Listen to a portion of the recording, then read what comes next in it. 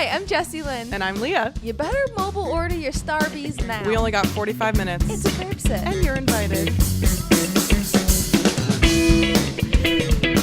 Yeah, we'll take that.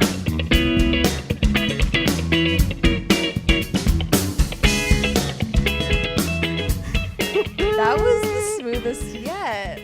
It was. It's like we're getting really good at everything except for setting up this audio and video. My God. We had a little bit of a struggle. The last two times we've recorded this podcast, I guess this time and the last time, have been a little bit trying. But we're figuring it out. Once again, if any of you want to produce this podcast, we're looking. You're doing all your devices? Is it all plugged in? Oh, wait. Is it just the button right here? Turn the button on. You got it. You're good. You're good. It doesn't work. Oh, my God. No. I unplugged it. No. Let me look. Oh, I got it. You got it? All right. Pause the podcast. We may resume. Jessie Lynn needed her heating pad. And why don't we just go ahead and start there? Yeah, let's just dive in. Dive right in. Let us know. Dive right on into my uterus. Let's all collectively nestle in. Synchronized swimming strut into my uterus. And to my posterior cul-de-sac. Did you know that that's a part of your body? That can't be real. What does that mean? Where is that? It's in the posterior of your cul-de-sac. What is your cul-de-sac? Okay. I thought that was the thing I grew up on as a child. Me too. You're a cul-de-sac kid too? Yeah. Oh, we have that in common. A cul-de-sac off of a dirt road, off of a side road, off Oh. of main road, off of 20 minutes away from the nearest highway, that kind of That's cul-de-sac. actually crazy. Mine was not like that. Yeah. But. Well, your cul-de-sac, I think, was a little bit more the one that's inside me. Tell me more. It just has a little bit more hustle and bustle. I still have no idea what you're talking about. I'm in the dark. So I'll tell you right now, you're not going to like to hear this, folks. The posterior cul-de-sac is a little space in between the back of your uterus and your rectum. What? Why do they call it a cul-de-sac? I don't know. No. I actually was looking at some Google images of it, and it's like shaped like this. It's shaped like that. It's literally behind your uterus? Yeah, it's like this space, like a cavity almost. So I don't know if like what is doing like a turnaround there. I'm not sure what kind a little of K-turn, a little like a little U-ski in the cul-de-sac.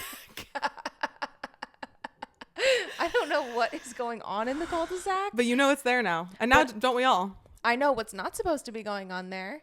Endometriosis. Tell us more. And that's what they found. Not in the cul-de-sac. Invading my cul-de-sac. How dare. Yeah. Wow. Yeah, and the left side of my wall. Your wall. My pelvic wall. My left side pelvic wall. Yeah. To bring everyone up to speed, Jessie Lynn had surgery just a few days ago. And so that's why we're having a comfy moment in her living room for this podcast. In my home. Yeah.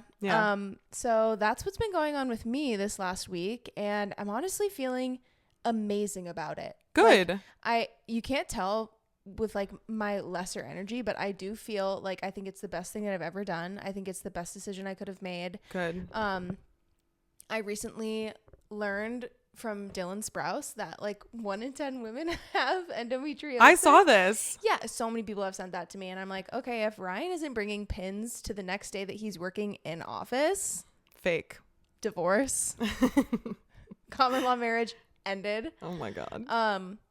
Yeah, but like 1 in 10 women have endometriosis, and it's just so underfunded, under-researched. No one's talking about it. No one's doing anything about it. Women are living in absolutely debilitating chronic pain. And that's why I talked to you about this the other day. Like, I truly thought that I was going to be completely fine because the way that I live in constant, I'm talking blackout pain. Like I am blacking out, like borderline fainting, and I have an extremely high pain tolerance. Yeah. And the way that I'm just like, I have a show tonight. What else am I going to do? Like I can't call out of the show. I have to do my job. I have to go see a show. I have to go do my social media things. Like I have things to do. We have shit to do. And like women get shit done. So we just do. And then no one does anything about it. Leah, the way that I'm telling you, they prescribed me 1 single day of medication. What? One day I had to reach out and ask for more medication because and my sister thinks that it's because of a law. She works in healthcare. She's very smart and like a doctor of physical therapy. So she said she thinks it's something to do with that. Yeah. They didn't tell me that. They just sent me home with one single day of painkillers. Wow. I have 5 incisions. They scraped out my entire insides and cul-de-sac and left me with one day of like, that's the crazy. level that they're expecting women to live on. And we just do. And so already I'm feeling like the pain that I'm experiencing is pretty bad just because it's like surgery recovery, which is different than lifestyle or not lifestyle, but like your normal pain. Chronic pain. Yeah. It's just a different kind, but like it is not worse than the ovulation pain that I have on a monthly basis. It's not worse than that. Wow. It's just different. It's more like exhaustion, but I already like having it confirmed for me. The first time that I'm rambling now. Sorry. I want to know. This is important that you're talking about this. I want to hear it. The first time that I was quote unquote diagnosed with pre-endometriosis, which isn't a thing, that doesn't exist, but that is what an OBGYN, the first one that I ever went to, said that I had pre-endometriosis. Yeah. That was like 15 years ago, 16 years ago. I was very young. I was not sexually active and I wasn't able to go to school because like I was in so much pain all the time. Oh my God. And then once I was then I went on my birth control journey. I've been on every single birth control. I'm not even joking. The only one that I haven't had is the arm one. Mm-hmm. And that's because I can't be on any estrogen because I have migraines with aura. Yep. No doctor told me that until like I was out of college. Yeah. When one doctor found out, they were like, "You've been on estrogen this whole time?" And I'm like, "Yeah, and what? Like, it will give me a stroke." Yeah. So now no one will prescribe it to me. Great. I don't want to have a stroke, but that's pretty much it as far as options go. I tried the IUD and my ovulation pain and endometriosis pain, which I didn't know at the time that that's what it was, got so severely worse. I had cysts growing to the size of softballs that I was just walking around with. At the time I was a fitness instructor and dancing all the time. And like, it has impacted my life drastically for 16 years. And just like, I feel like you didn't even know about it on tour because I just never talked about it. No, you didn't start talking about it until I would say in the last couple years. I mean, I feel like we had conversations before about how you had like tried a bunch of birth control and that you couldn't because of your migraines. Like, I think we definitely had talked about that, but no, I think you're right that like we weren't really talking about like that you're just constantly in pain until recently. Yeah. I think it on one hand, it's a little bit because it has gotten worse as I've gotten older. Yeah. But that's also not true. I think it's just it comes and goes, and people that are chronically ill, which is like weird to say because like I don't feel like I'm a chronically ill person, but like that's what it is. It's a chronic illness. Yeah. I think will tell you that sometimes you just have to get through it just to like get through. Like I just like can't deal with it sometimes. And so sometimes I'll just be like, I mean, I went through my texts before an appointment that I had with my surgeon at NYU. Yeah.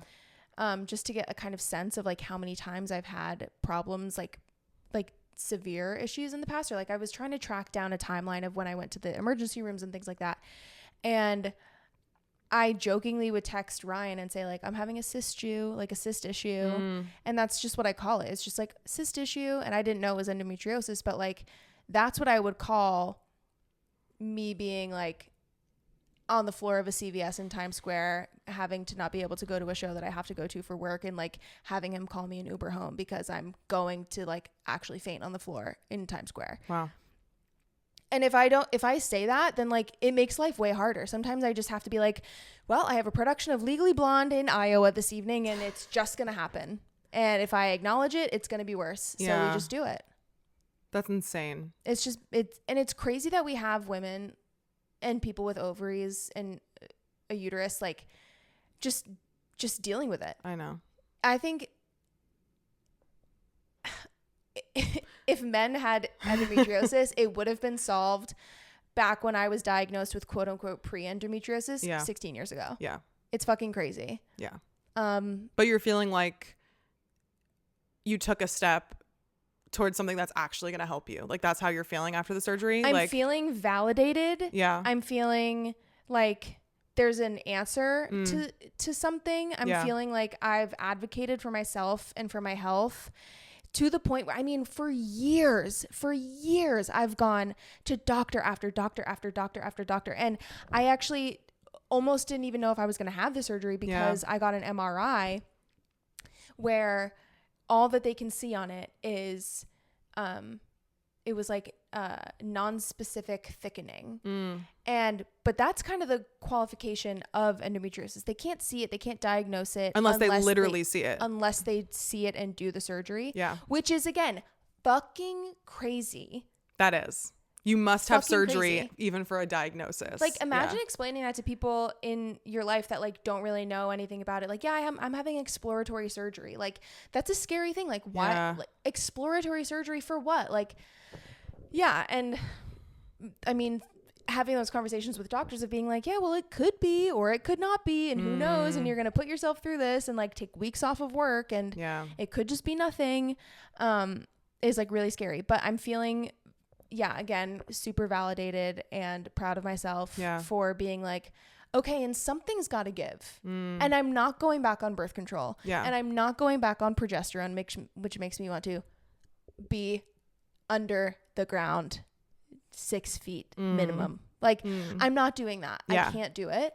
So I did what works for me. And if you're listening out there and you're looking for answers, like, just keep fighting the good fight. It's worth it. Hopefully it's worth it. I'm not there yet, but I think it's going to be. And like, as miserable as this week has been, like, I'm glad that I did it. And even having a diagnosis, like, it's too bad that doctors can't take women at their word, but the fact that you now are able to put a label on it and have proof, essentially, like, hopefully that will just make your journey of getting help from here a lot easier. It sucks that like that's what you had to do, and it's insane that women can't be trusted with their own that they understand their own symptoms. But I'm glad that you have the diagnosis to validate, and just so people listen to you. Constant gaslighting of myself too. Like, the month before I got the surgery, it was one of the easiest ovulations that I've had in a really long time, and the fear that I had of being like, do I even need this? Oh my God, am I being dramatic? Like, I'm just being dramatic. Like, this month isn't even bad. Like, I didn't even cry this month. And my mom had to be like, no, think of all the times that you have. And even my surgeon, who I loved, and he was very, like, he said the same thing when it was my pre-op, and he was like, it's time. It's time to find answers. And even if we find nothing, then that's good news too, because then we know that we have to find something else. So I'm glad. And mostly I'm glad because it's like very impactful for fertility. And you know that I want babies bad. So hopefully that's on the horizon for the next few years, and I won't have to do this again for a while. So how are you feeling physically, mentally, like immediately post-surgery? It's been 3-4 days, 5. How are you 6. feeling today? I'm feeling good today. I'm feeling happy to see my friend today. Yay. I'm feeling happy to see our other friends later too. I know, Yeah, I'm going to venture out of the house for the first time in a week. Oh my God, yeah. Yeah, so it's going to be good. I'm proud of you. Thanks. I'm proud of myself. It's going to be good. We're going to have fun. I'm wearing a big sack of a dress. It's cute though. And I know you all can't see the full thing. Jessie Lynn walked through her little corridor wearing this dress. I was like, you look amazing. And I said, thanks. I'm wearing a diaper. Does it hurt to laugh, or is it okay? It does hurt to laugh. Oh no. We'll have a really somber podcast. Everyone's going to love that. It's not as bad today. It's actually the best it's been today. I woke up like, oh my God, I'm standing up and all by myself. Yeah, it's pretty good. Good. All right, moving on from me. We haven't even acknowledged that Franklin is in the podcast right now. Moving on from me to my biological son named Franklin. He's here. His podcast debut. Yeah. He's happy to be he's here being too. A perfect angel right now. Right now. Earlier, he was licking the top of my coffee. And then inside of it. Which is why I'll be drinking it by taking the top off. So why don't we just have a little coffee break? Extra danger. Okay, swirl your coffee in the mic. Mine doesn't have ice anymore in it. No, he's looking at it. He's like, that's my drink. He did. He tipped it over and then licked it off the thing. If there's pistachio in it, right? This one isn't the pistachio one. That was earlier. Okay. I'm not going to dox Jessie Lynn. You want my coffee, Franklin? Oh. No. Nope. Just mine. I was gonna say I'm not gonna dox Jessie Lynn, but I'm gonna say that Peter and I visited her neighborhood today. Obviously, we're here in your neighborhood presently to see if we wanted to move to this neighborhood, and the verdict is yes, we do. So I just tried to make a face and it's gonna be really bad. You can't cut to me in that moment. I just have fresh Botox. You tried to make a face and it didn't work. I wish I had seen it. I'll see it in the edit. That'll be fun. I'm actually gonna zoom in on it. Is what I'm gonna do. What face am I making? Am I raising my eyebrows seductively? Absolutely 0%. No, don't do your eyes like that. When you did that, then you like closed your eyes more. That was crazy. No. Sorry. Oh my God, and I'm sweating. Franklin, you're really hot. Warmth break. Well, and you have a heating pad on. No wonder. Yeah, because it helps my little tummy. It helps you a little tum. All right. There's a couple things we want to get to today.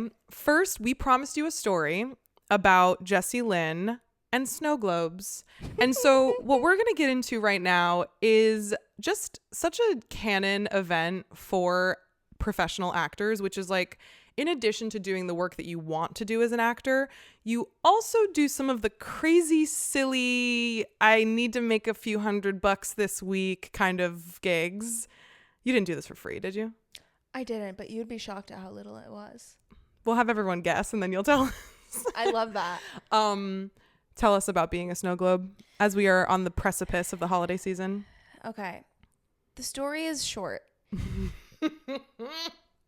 I submitted and was cast, brag, in a holiday flash mob extravaganza at a new mall in Connecticut, the Norwalk Mall.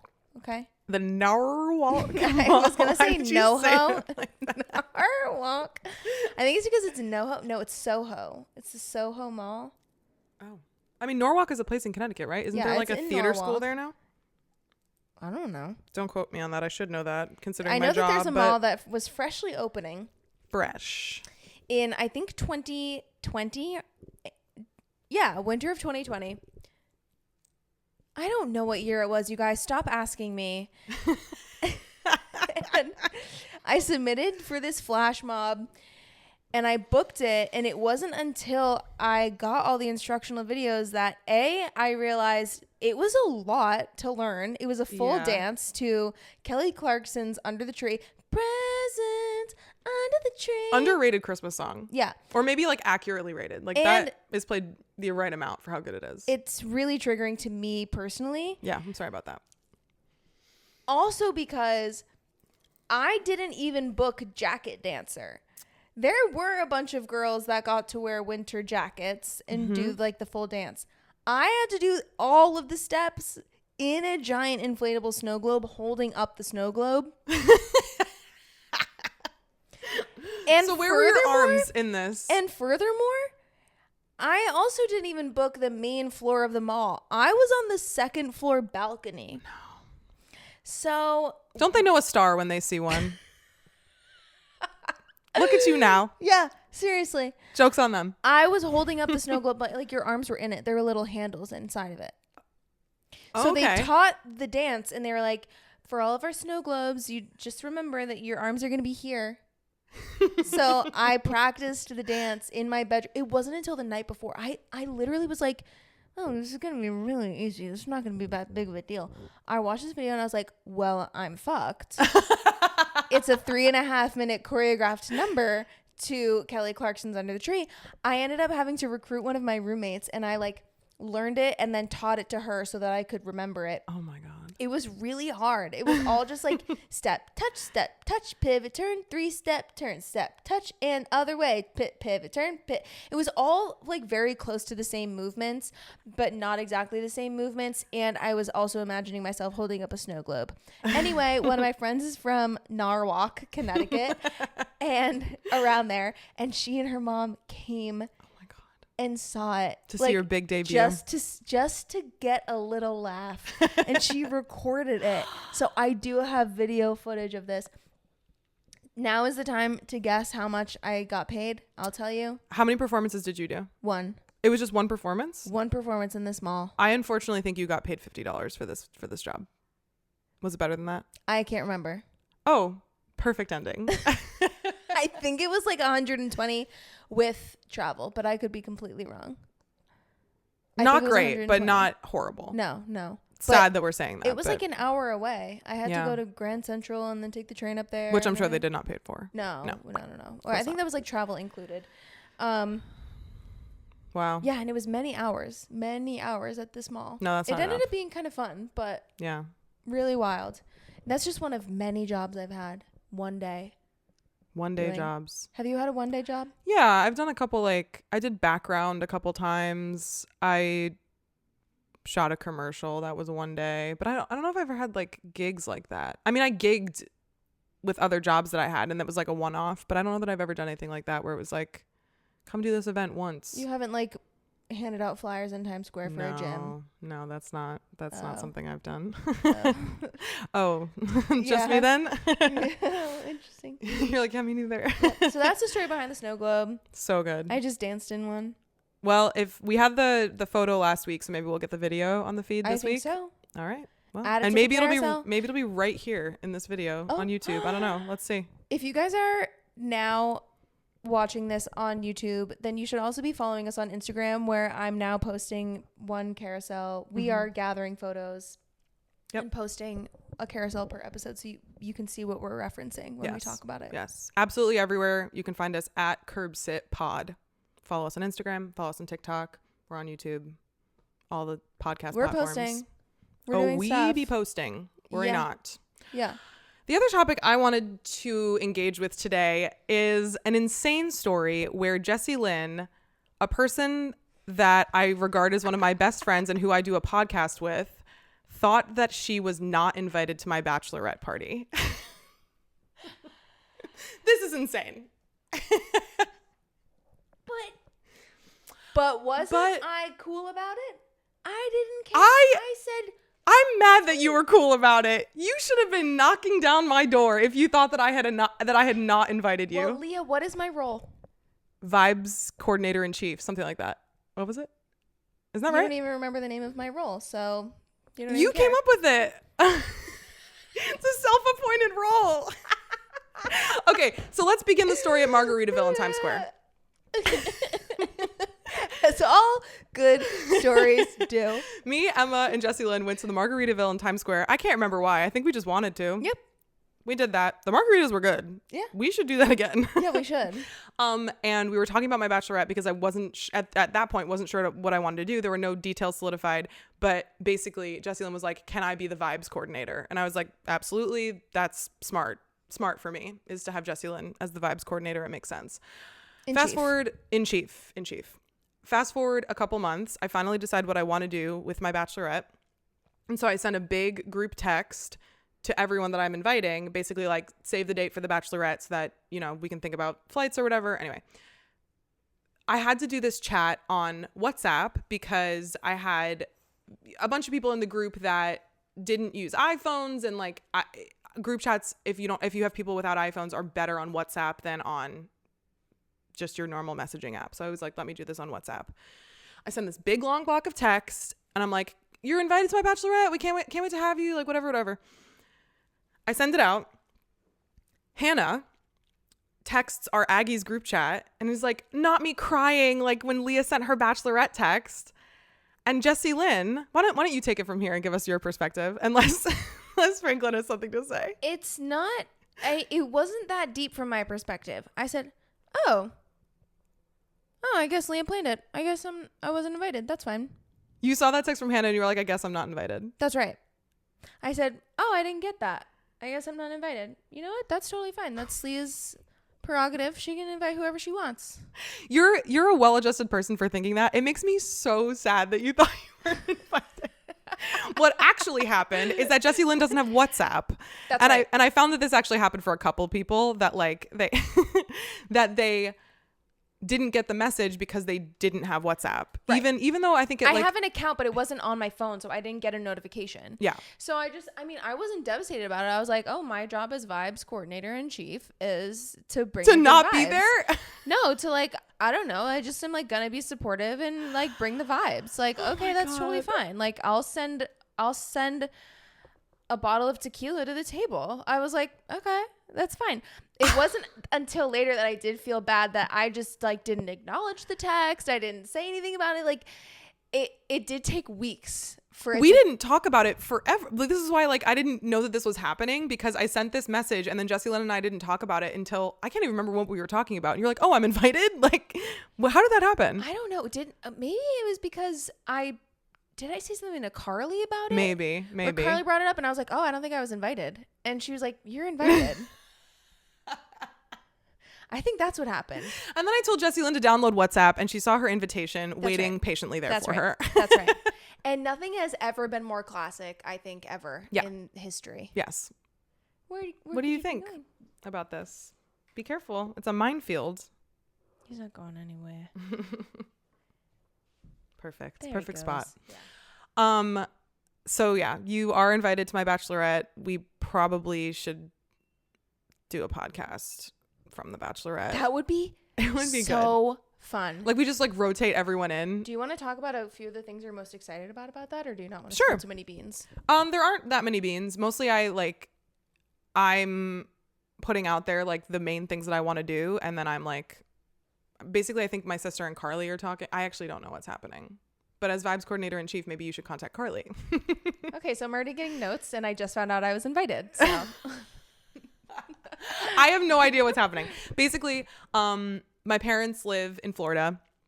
They have very generously offered their home, and we are gonna hang out by the pool and be in Florida and possibly go to the beach, go to the farmer's market, have a nice meal. I do know what. Sorry, I have a wedgie with my diaper. That's all right. Do what you need to do over there. There was one thing that Carly was like, Leah thinks that we're not going to do this. She's delusional. We're doing this. And so Perfect. I do know that. Can't wait. Carly's working on something. Perfect. Can't wait for that. All right, Franklin, what do you think? Staring directly into my soul. So that's the thing you're most excited about, is to like do the pool, do like regular honestly, the thing that I'm most excited about is having all of those people around together. Like that is the kind of thing that makes me so happy. Like my mom and I are talking about my bridal shower right now too.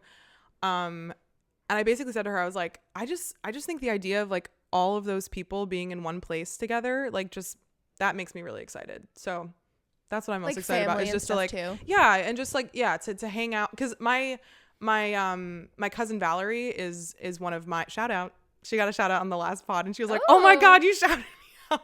You're getting shouted out again." Wow, round two. Round two. Why don't you come on over, Valerie? True. She danced to that at her wedding. I was a bridesmaid at her wedding. Aww. And she's one of my bridesmaids. And I remember when that song came on at her wedding. She also gave me one job at her wedding, and the job was, if Stacy's mom comes on and I'm not on the dance floor, come get me to make sure that I'm on the dance floor. I love that. Isn't that good? Anyway, so she's never met any of my friends. She lives outside of Buffalo, and I've never hung out with like my cousins and my friends before, so I'm kind of excited about that too. That's so fun. Yeah, it'll be nice. Yep. I have always said, well, I don't know that I'm gonna have any bridesmaids or anything, but I like the idea of giving jobs to people. Yeah. Because I always like to have a job that like, you know, makes you feel like I got something under control and I'm contributing, you know, like, and so I like that, you know, even as small as come get me for this song is like, you know, like you remember that. You feel important. I literally do. It. That was like almost 10 years ago. Yeah. That's really cool. Yeah. I like that. Yeah. I'm about to be a bridesmaid in a wedding next week, and I have tasks, and I'm actually really excited about it. It also made me feel like shout out Caitlin, made me feel very like loved, known, and seen, that she was like, Leah's going to be the person that talks to the venue coordinator and the wedding planner. And I was like, that makes me feel so good about myself. Yes. I'm excited for your wedding, Caitlin. Yeah. So I like having a task as well. Yeah. I mean, everyone has different strengths. Like my friend Molly is probably going to help with like managing a spreadsheet. Yeah. You know, and my friend Julia will help with the DIY projects that I need help with, and everyone has their strengths. I think that that's important. That's too. fun. Yeah. It makes you feel seen. Yeah. What job do you want at my wedding? Let's see. I think anything organizational, type A, making sure something gets done, like or interacting with the people who work at a location or with the vendors. I feel like that could be my strength. That's what I have to think share. that I want you to be in charge of all of my phone things. And I was going to actually say the same thing about you at my wedding. Really? We'll get back to that. Yeah. Yeah. I want you to be in charge of like making sure that I get some photos and videos on my phone, Yeah. and also making sure I'm not on it, and also making sure that if a very important message comes through that's like about Franklin at daycare, you know, or like, I don't know, if like an ex-boyfriend texts me, delete it and block him. Delete it. Yeah, That's that kind of crazy stuff. work. And in charge of like all the disposable cameras and stuff, like making sure that Oh, they go to the yeah. right place. And Yeah. I feel like you'd be good at that. I have thought of the exact same thing for you, that like you have my love phone that. on the day. Yeah, see, that makes me feel seen. Yeah. I was just at a wedding where they had one of the bridesmaids like had a camcorder, and she was like in charge of taking like old school camcorder footage at the wedding. I was like, that's a good idea that I might be stealing. Yeah, that's really good 100%. 100%. So like that home video, like we're gonna have a videographer, but like that home video energy is very cool to me. It's different. Yeah, I think that might be cool. I had a tiny mic at my brother's wedding. Oh, that's so good. And I just brought around did you see this video? No. Oh, I'll show it to you. That's great. I brought around the tiny mic and I interviewed people like on the fly, like street interview style, just like rapid fire. And some of the videos are just so funny. And it ended up really cute. I'll show it to you. I want to see that. That's great. This is making me think of something that's like kind of making me sad, and I want to talk about it because it's just on my mind, and it like recently, and it's related to weddings, and I feel like we've just started talking about weddings on every episode, and I'm kind of into that. One of my very good friends from college, like when I was in college, got married a couple weekends ago, and I did not go, and I'm feeling a little emotional about it. And it was just, what was sad about it was that like, there were a host of reasons why I couldn't be there, but it just made me sad that I wasn't there. And then like seeing photos of it with like the people who had been my best friends in college, like it was really sad that like we aren't that as close as that anymore.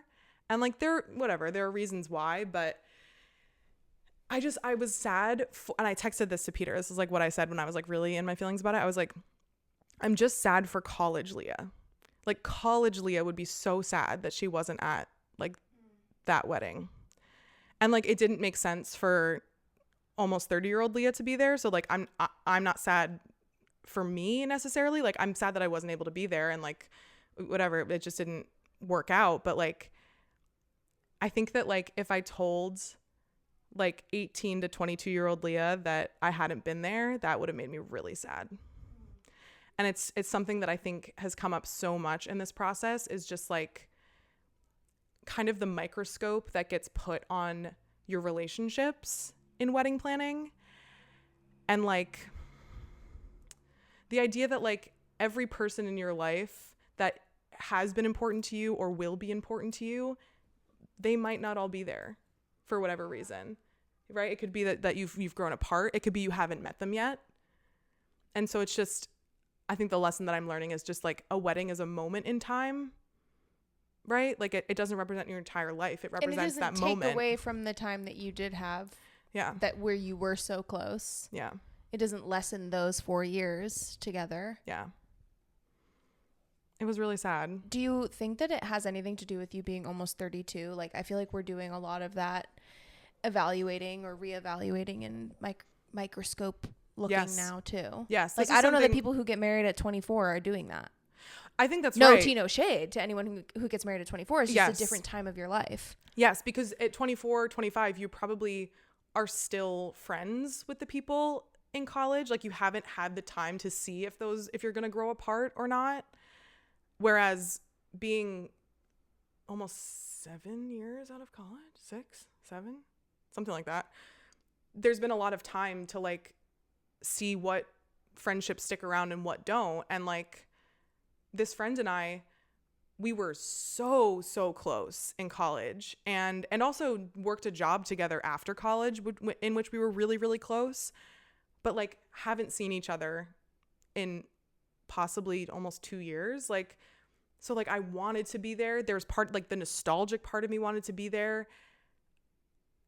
And like I'm sad that I wasn't, but it's just like, but it's also like, I don't know. It's weird. It's definitely, and you're right. There's something about approaching 30 or being 30 that like you have to prioritize your time. Like you have to choose what are the relationships that I have the bandwidth to pour into. Because it can't be everyone. It can't be every person you ever knew in college. It can't be, especially for our jobs, like it can't be every new person you meet on a contract. It's too many people. Like it's just, it doesn't make sense. And like you sometimes, I was actually just talking to Carly about this, that like not every theater contract you have brings you the Aggies. You know what I mean? Like, so I think that yes, like being our age, I think it's natural that we're starting to figure out where those priorities are. And it is kind of weird that it's like there's like a confluence of that and me planning my wedding too. Because it really is, it's like if I had planned this wedding 5 years ago, there might be more people on this list, but like it really has narrowed down a lot. Like like the list of friends, like the section of our guest list that is Leah's friends is the smallest section on our guest list. Really? Yeah. Because there's only a handful of people that I'm really that close with and keep in touch with that frequently, that it makes sense that like they've been on the journey with me and Peter. They met him right at the beginning and have been, you know what I mean? Like some of my friends from college have never even met him. Yeah. You know what I mean? And that's sad. And obviously there's, as you know, more to that story in terms of me in college, but like, just simply the fact of like there being that time and those weren't the friendships that necessarily like persisted. I don't know. How do you feel about this like transitional phase with friendships in your early 30s? I am now in a phase of thinking that it's okay for there to be chapters, and it doesn't mean that you've grown out of those friendships with those people. It maybe is just that you're in a time where you don't see them as much. And I think that it's okay to be open to letting them come back into your life and revive that, or like that it's possible to get back to that point at any point in time when it makes sense. I think that there's a lot more nuance to friendships now that I'm older, and it's not so much like I don't see them all the time anymore. It's okay. I don't see them all the time anymore, so we're not that close anymore. Like I will go months without talking to some friends, and then we hang out and it's like no time ever passed. And like, but that's also just how I kind of am. But I think that's also because I grew up with zero friends. Like I had no friends in elementary or middle school. Like my only friends were in theater. That's where I had my sister and my brother and theater, and that's it. And I had no friends at school, and I was really badly bullied. And then I went to high school and I was like, game on. There are 1,000 kids in my class from all over New Hampshire, and everyone's gonna love me. And like I won the sport of being everyone's friend. And I was like prom queen and student council president and the school mascot, and like, but I had no close friends at all. None. I was the prom queen with no one to take prom pictures with. So I like doubled down in the other direction. And now I feel like it took me until my 20s to like figure it out. Like I have some really great friends from college, and then like some really great friends from after, but it's taken me a long time to be like, oh, and my best friend from theater when I was little, like sometimes we don't talk all the time, but it doesn't mean she's like not my best friend anymore. And I just have more of an appreciation for the ebbs and flows of life. But I think when you're planning a wedding, it makes sense that it is hitting different in that kind of way. Like you have that big milestone, and you're also accounting for like plates that you need to pay for, and like how many weddings can you go to on one weekend? You have to make choices, and so it feels heavier, but it doesn't mean that it has to be heavier. Like you can still say that person can still be one of your best friends and mean that much to you. It doesn't mean that like right now you have to talk every day. Does that make sense? It does. You have a good perspective on it.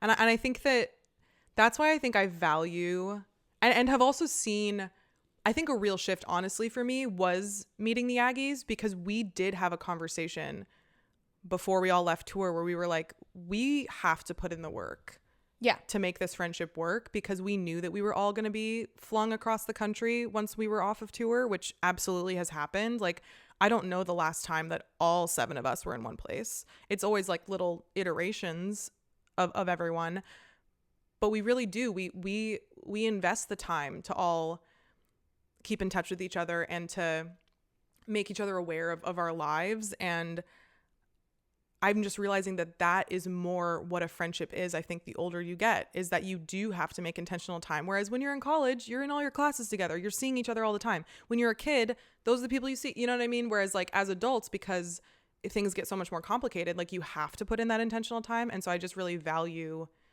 the friendships where that's the case, because it takes, I know personally that it takes a lot. Like there's a lot of work and carving out time, and so that is valuable to me too. And I think that's also something that on the good side that I think I'm seeing, that like the microscope, right, is like, wow, this is working really well. You know what I mean? Like the opposite of like, wow, I'm kind of mourning that, versus I'm so happy that we have that. Yeah.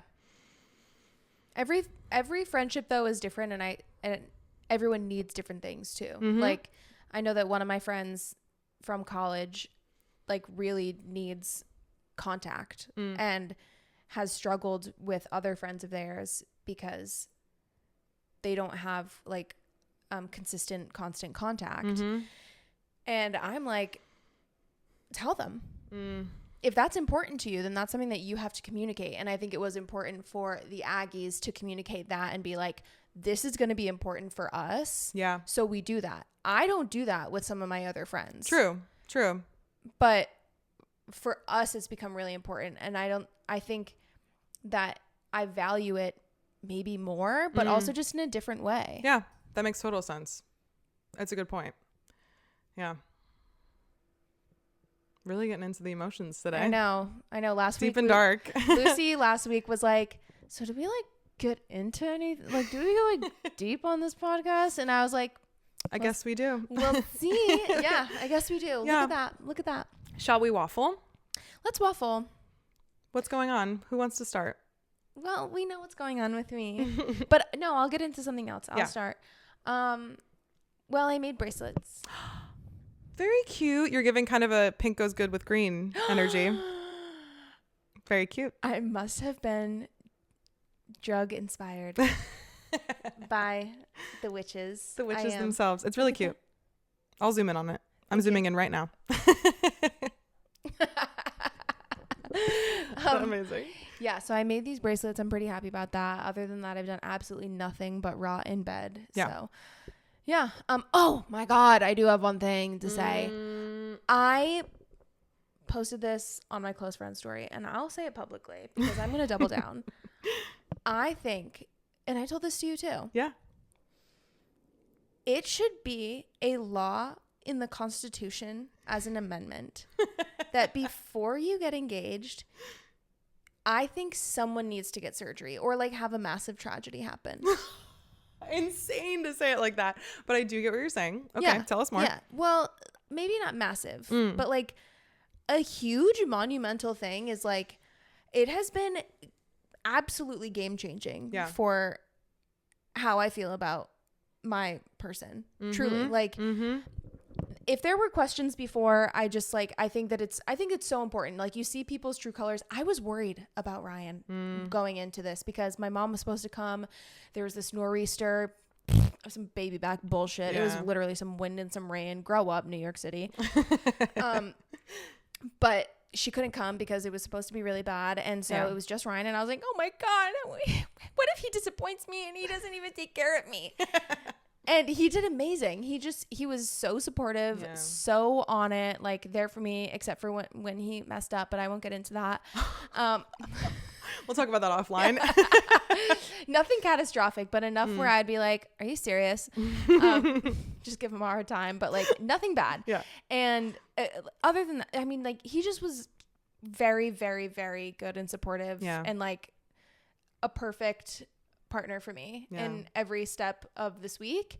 And I'm so grateful for that. And I'm like, oh, what a validating experience to be like, oh, because this is going to be life. Life is not always going to be having fun going to the pub down the street and doing fun date nights and things. Like, life is going to get real, like whether it's now or 10 years from now or 30 years from now. And I think it's been like really good, because also I think if he had been really disappointing, like I would have had to reevaluate. I don't know, like, because life happens, things happen. Yeah. So I told Leah that I think she needs to have a tragedy.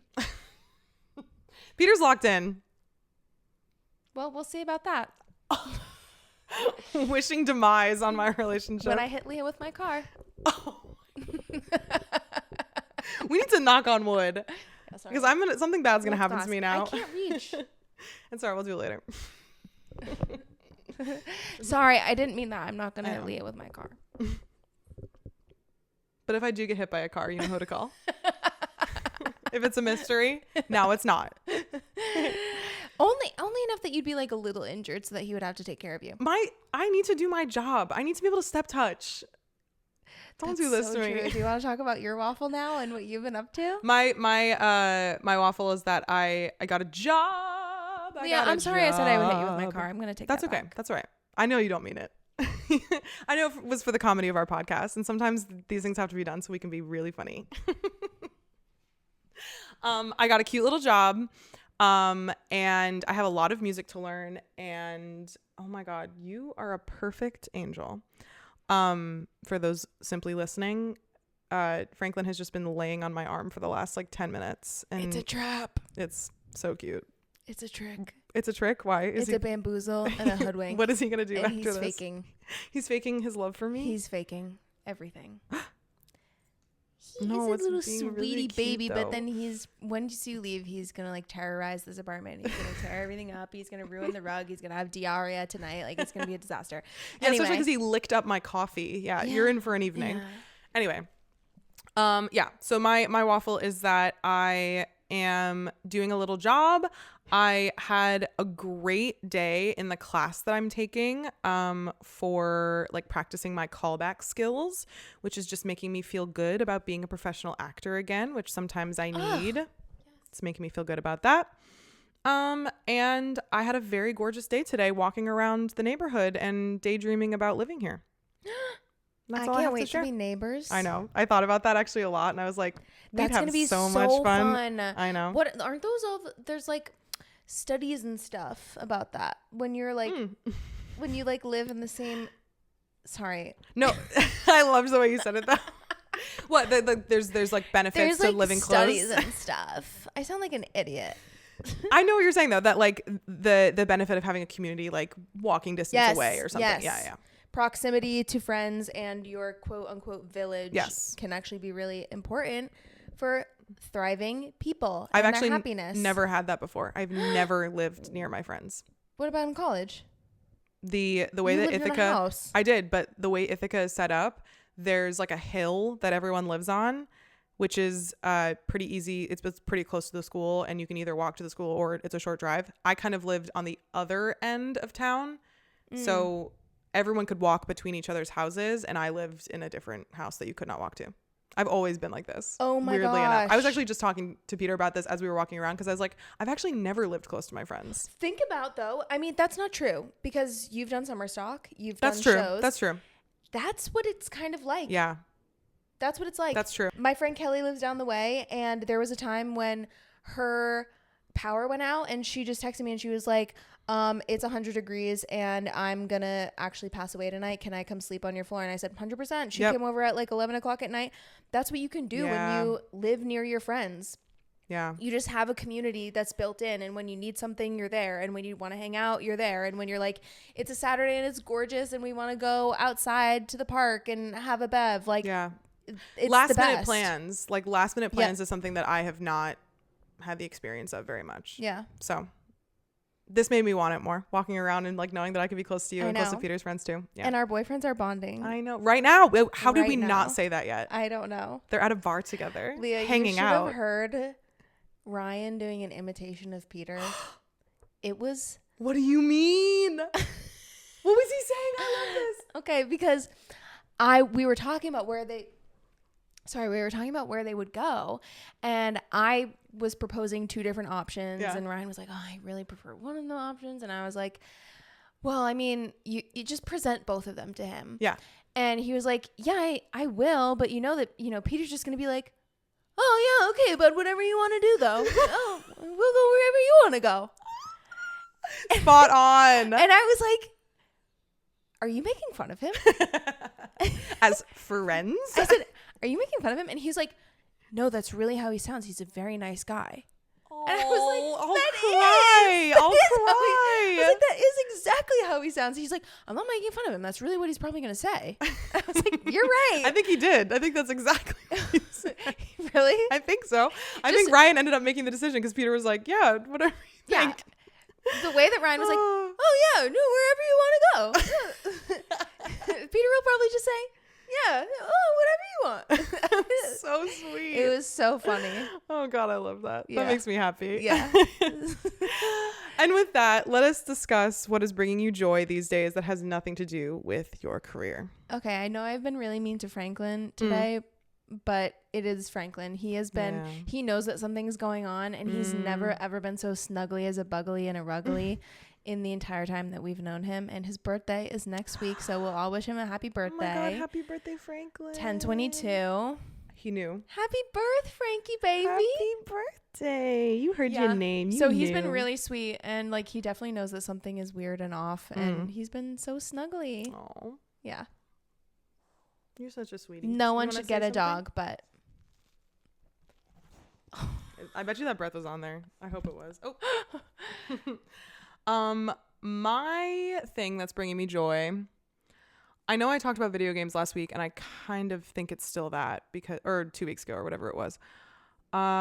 Is anything else bringing me joy right now? I have one thing that brought me joy about you. Oh, please. Yeah, you say mine this week. It was that I FaceTimed Leah the other night. She's in a leather jacket. What? I believe Yes, you were I in a can't leather jacket. When was this? Or When I was in my kitchen? you were not in your kitchen. Oh, when were we FaceTiming? You were standing in the bathroom with a ginormous plant in your shower. Oh. In a leather jacket. Yeah, I had to water my tree. Yeah, I had to water my tree. It needs to be watered in the bathtub. I don't know how to explain it other than that. My plants do bring me joy. Yeah. They do. And watering them in the tub is like the sacrifice I make for them. That was really sweet. Perfect. She's just like, hey, I'm in the bathtub with my tree. So I was like, oh, perfect. I hope I took a picture of that because that would be good on the Instagram. I'll see if I can find that. Yeah. Or I'll If just not, put you can my plant back in the tub. put a leather jacket on, stand outside your tub, take a little selfie, 0.5. Oh my God. Yeah. Perfect. Well, I think that'll do it. I think that's going to be it. Thanks for having a cozy time with us. Thanks for hanging out on this curb that we call home. We'll see you next time. Bye. Franklin, say bye.